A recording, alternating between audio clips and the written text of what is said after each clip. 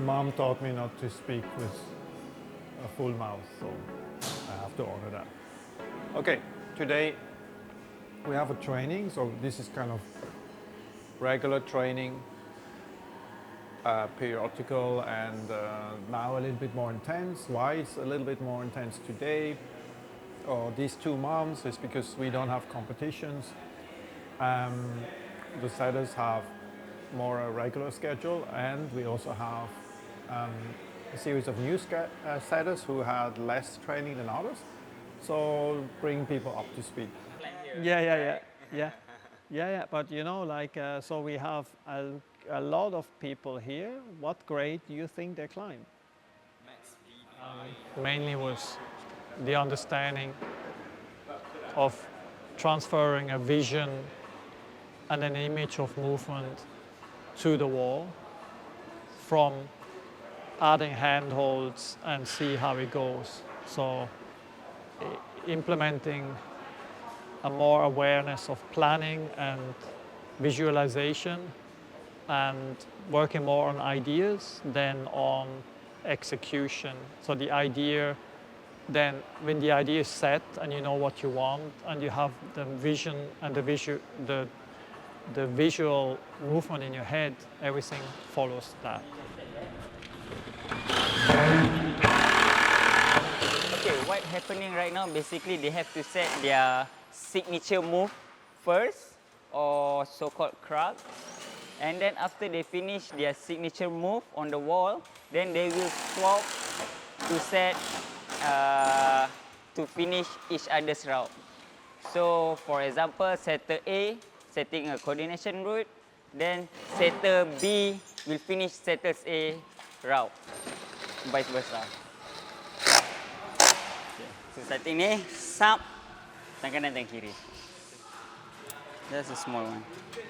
You can already place your foot on the next foothold. You don't have to do this and that. This is one step less. You see, when you do a difficult move, let's say do a pogo, you have to go here and run and finish. No. You can do, you are this and it's already here.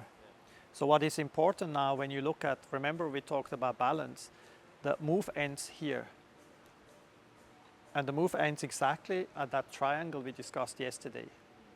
With Patrick, he actually taught us the different balance, which is like offset balance, dynamic balance, and also the stable balance. So actually that helps me to visualize my route when I set. What I did is I do a dynamic move, and my signature move is by putting the hands, and basically it's the press move, which you will go to the next hole. I love it to do the press move, and you can just jump higher. I'm quite blank just now. I don't know what I need to go next, but luckily I partnered up with Ko. Ko came and saved my day. I think it's actually how we both work together, came up with something. The route is very interesting in terms of what we think is not what we think, but what each other see the potential of it. For he want to do that push and fly, but I actually do a heel hook on here to just slow and go, which actually we learn so much from each other. So much thing. There's two types of like climbers. There's a more dynamic and more like static. That's how we learn from each other. Yeah. Actually, we complete each other though. Compliment! It's not compliment. No, I'm just saying. I'm just joking. Just kidding. For the hardest one, V6. Yeah. Where's the start? Start it should be this. Okay, alright. So left, palm right, go left. A lot of discussions going on, which is great. A lot of feedback to each other, which, remember I was talking to having a vision first, so from macro to micro. And this is basically reversing the thing, going from micro to macro, you know, so when you start route setting, you go and look at the holes and say, oh, I like this hole. Oh, okay, I have this hole, you know, and it's great, of course. It's an amazing hold and you want to work with this hold, but this hold only has as much value as in the area that is set.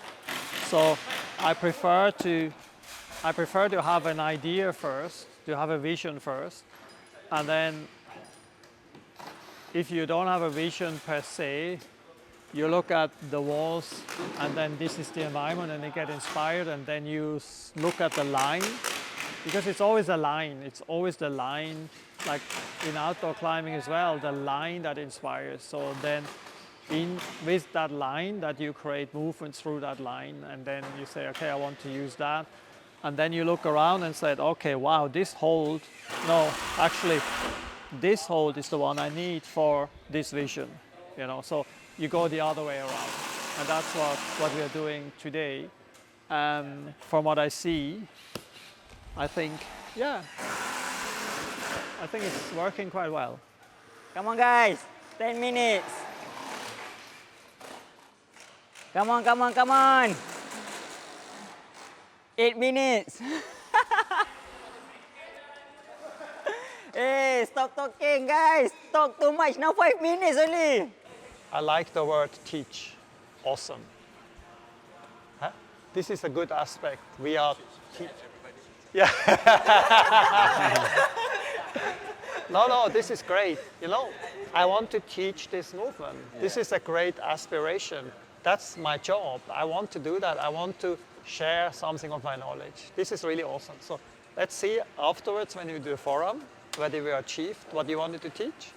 And then of course the idea is on the forerunning that we are all kind of teachers, that we are looking and helping the teacher who said to improve and actually be better in what we have done as a team effort. Yeah. One last thing, Omar. The reason Patrick complained about this route, because this route catching his eyes out of all the routes. Right, that's why you come here, right? Because it's catching your eyes. Yeah, I'm not sure whether I can clap for it. Okay. The reason of this training is for the setter to improve their setting skills, to give a better quality routes all across the outlet. So with this training, it will make them more bonding and also more standardized when they set at all outlets.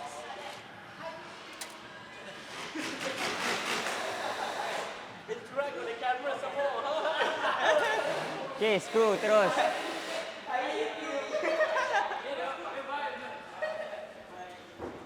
The long-term goals is of course to improve what we do, to create amazing route setters who are able to share what they learn to more route setters and to improve the quality of route settings throughout.